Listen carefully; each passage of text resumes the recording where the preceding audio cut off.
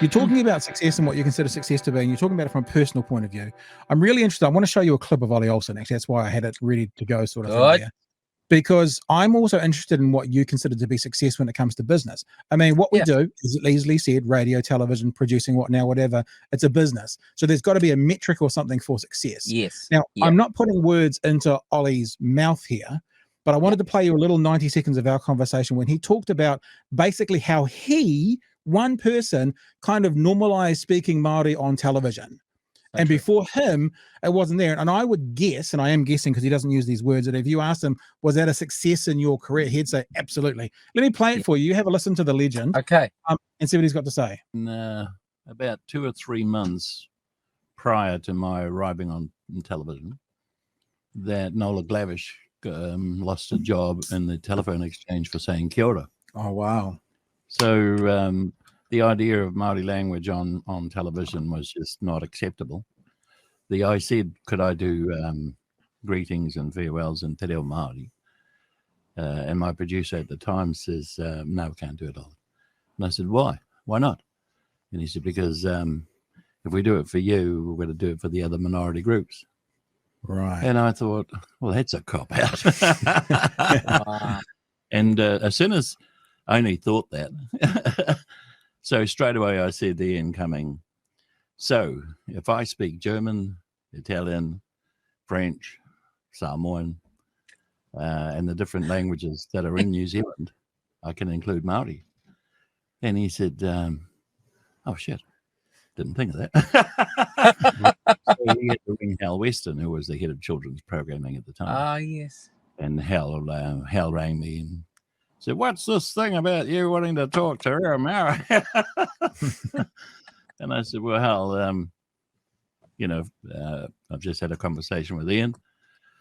And he said, if he lets me speak Te Reo Māori, you'll have to consider the other minority groups. And he said, well, that's why I'm ringing you, Ollie, because we can't deny you that because of we've never been asked that question before. They've never been asked. Oh, there you go. So that's, and I just, I wanted to cue that up because I sort of wanted to, I like being able to sort of acknowledge people who have gone before us, people who were standing on the shoulders of giants. And you are someone who's certainly the position in that show.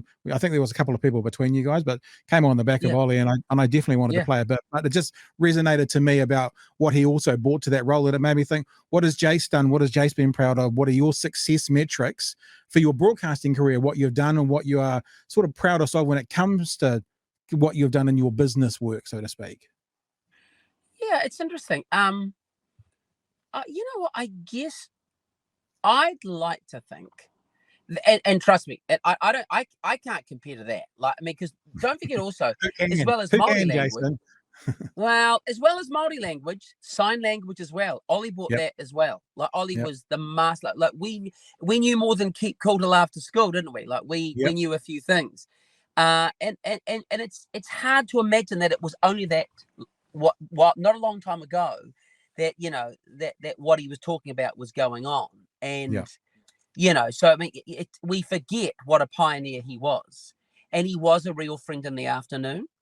And I think, what am I most proud of? I always thought I've got on to make lots of different shows, but I'll always think children's television is prime time. I just think it is.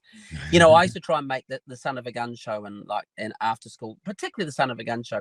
I'd think about who's that one kid who's come home from school and there's no one there. There's no one home, and they have a good day or a bad day, and no one's there to let them in. So mum and dad are working, or there isn't a mum or there isn't a dad, but there is a Jason and there is a thingy.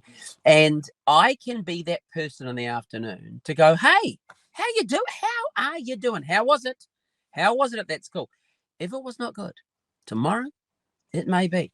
And I just wanted to be that person, just that reassuring person, and I just wanted to be, I guess, things I think about are, I wanted to be reassuring.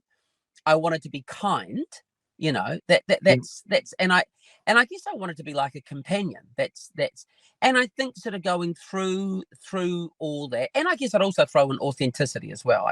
I just wanted to be me. And I guess the thing is, for me, what I'd be proud of is that I've clung on to that. I I can say it. I don't think I've been affected. Because I can't stand bullshit. I can't think of a time in my life where I've been attracted to any other thing which might make me something different, like the glitz and the glam and the money. If it meant changing who I was, I just was never interested. It's like, I just want to be Jace. And as long as that's a thing, well, that's cool. It would be, it would be different nowadays. I think that would be a lot different. But I got to try different shows and different things. And if it was Dancing with the Stars or Wheel of Fortune or whatever the show, it's like, you know, I'm proud of myself that I just was still me. You didn't go, oh, okay, here's the real Jason. It's like, no, you always saw the real Jason. That's just Jason. And if you meet me on the street, it's like, that's him again. He's just like, he's off the, that's just Jason. So I guess I'm proud of that.